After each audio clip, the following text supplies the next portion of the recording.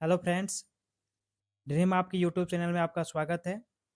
आज हम लोग बात करने वाले हैं डीडीए में आई हुई नई वैकेंसी के बारे में। तो चलिए स्टार्ट करते हैं और देखते हैं कि जो दिल्ली डेवलपमेंट अथॉरिटी है उसमें नई वैकेंसी कौन-सी आई हुई है। सबसे पहले अगर चैनल पे नए हैं तो चैनल को सब्सक्राइब करिए और अपने दोस्तों के साथ शेयर करिए। तो चलिए स्टार्ट करते हैं और देखते हैं कि जो डीडीए है इसमें नई वैकेंसी कौन-सी आई हुई है। देखिए, जो डीडी है इसमें अलग-अलग पोस्टों पे वैकेंसी आई हुई है। सबसे पहले हम लोग जानते हैं कि इसमें जो अप्लाई होने वाला है, इसमें देखिए अलग-अलग कैटेगरी का जैसे इसमें group A, group B, group C अलग-अलग पोस्टों की जो वैकेंसी है वह आई हुई है। इसमें एप्लीकेशन स्टार्ट का बात करेंगे तो एप्लीकेशन जो स्टार्ट होने वाला है वो होने वाला है आपका 6 अक्टूबर से और इसका लास्ट डेट जो होगा आपका फॉर्म भरने का वो होगा आपका 5 नवंबर। आगे हम लोग विस्तार से इसमें अगर हम बात करना चाहें, तो नोटिफ़िकेशन जो है इसका पहले ही जारी हो गया था, मई में ही। वही आवेदन का हम बात करते हैं तो आवेदन शुरू जो होने वाला है, ये शुरू होने वाला है आपका 6 अक्टूबर से। आवेदन की जो अंतिम तिथि है, ये जो है आपका 5 नवंबर है। वही अगर हम लोग बात करते हैं अनुमानित तिथि एग्ज़ाम के लिए, तो या तो दिसंबर में हो सकता है, नहीं तो जनवरी में हो सकता है। वही आगे हम बात करने वाले हैं इसमें एज लिमिट का, कि किस कैटेगरी के लिए कितना या किन-किन पदों के लिए कितना एज इसमें निर्धारित करा गया है, उसके बारे में हम लोग बात करेंगे। तो देखिए, जैसे कि आपको शुरू में ही बताए थे कि इसमें अलग-अलग पोस्टों के लिए वैकेंसी होनी है। जैसे इसमें अधिकांश जो पोस्ट है, अधिकांश पोस्ट में आपको 19 साल से लेकर के 35 साल तक उम्र जो है वह माँगा गया है। वही बात करते हैं इसमें जूनियर इंजीनियर के लिए जो पोस्ट है, उसके लिए 18 से 27 वर्ष रखा गया है। वही रिज़र्व कैटेगरी जो भी होंगे, उनके लिए जो भी सरकारी छूट यानी कि 3 से 5 वर्ष की जो छूट मिलती है, वह छूट इसमें भी मिलेगी। वही हायर और सीनियर पोस्ट के लिए हम बात करते हैं, जैसे आपका डिप्टी डायरेक्टर हो गया, असिस्टेंट डायरेक्टर हो गया।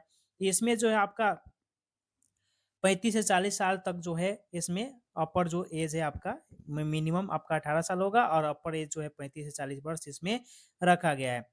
वही बात करते हैं आगे हम इसमें कि इसमें अलग-अलग कैटेगरी के आपको शुरू में बताए थे कि अलग-अलग बहुत सारे इसमें अलग-अलग कैटेगरी करके पोस्ट दिया गया है। तो पहले कैटेगरी पे हम लोग बात कर लेते हैं।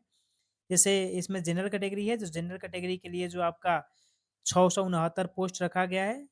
इसमें एससी कैटेगरी हो गया तो इसके लिए 207 पोस्ट है। वही बात करते हैं एसटी के लिए, तो एसटी के लिए आपका 131 पोस्ट है। ओबीसी के लिए बात करेंगे तो 452 पोस्ट है। ईडब्ल्यूएस के लिए बात करेंगे तो 173 पोस्ट है और इस प्रकार कुल मिलाकर के जो पोस्ट की संख्या है वो है आपका 1732 यानी कि इसमें टोटल पोस्ट की संख्या कितना है तो 1732। वही बात करेंगे हम लोग आगे इसमें कि जो एप्लीकेशन फ़ी का बात किया जा रहा है इसमें, तो इसमें जनरल हो गया, ओबीसी हो गया, चाहे ईडब्ल्यूएस हो गया, इसके लिए जो फ़ी रखा गया वो रखा गया आपका 1000। वही आपका एससी हो गया, एसटी हो गया, पीडब्ल्यूडी हो गया, चाहे कोई भी फीमेल हो गई, तो उसके लिए जो फ़ी है इसमें ₹1 भी नहीं रखा गया, उसके लिए फ्री है और जो भी पेमेंट इसमें करना है वो ऑनलाइन मोड से पेमेंट करना है आपको।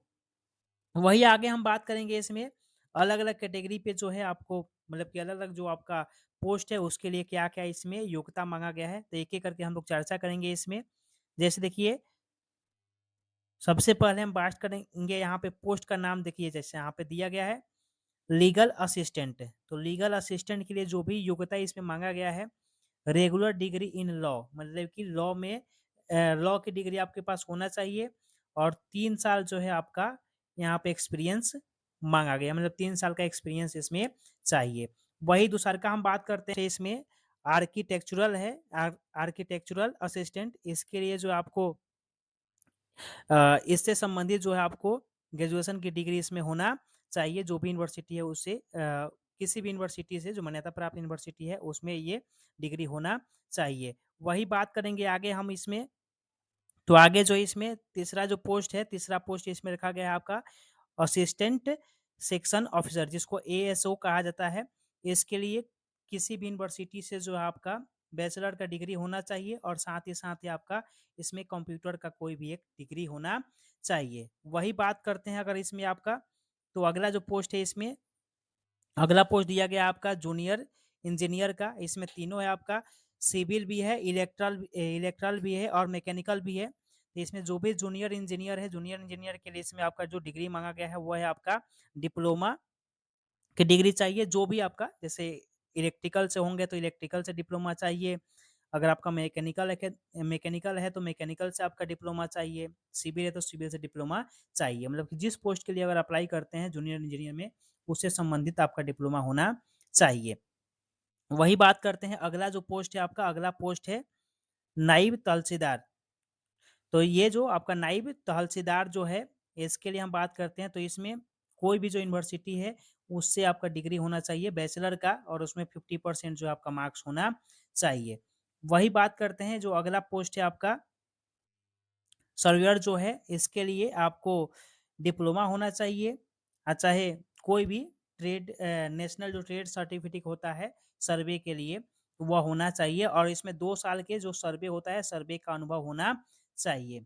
वही अगला जो पोस्ट है इसमें पटवारी का है, तो पटवारी के लिए बात करते हैं तो किसी भी आपका जो यूनिवर्सिटी है उस यूनिवर्सिटी से आपके पास ग्रेजुएशन का डिग्री होना चाहिए, चाहे इसके इक्विवेलेंट मतलब ग्रेजुएशन से संबंधित या ग्रेजुएशन के बराबर जो है कोई अन्य डिग्री होना चाहिए। वही बात करते हैं, अगला जो है आपका माली का पोस्ट है। माली के पोस्ट के लिए आपको यहाँ पे 10th का डिग्री होना चाहिए, यानी कि 10th पास है तो आप माली के लिए अप्लाई कर सकते हैं। और अगला जो आपका है वह है आपका एमटीएस मल्टीटास्किंग स्टाफ। इसके लिए आपके पास 10वीं की डिग्री होनी चाहिए, यानी कि मैट्रिकुलेशन आपके पास है तो आप इस फॉर्म को भर सकते हैं।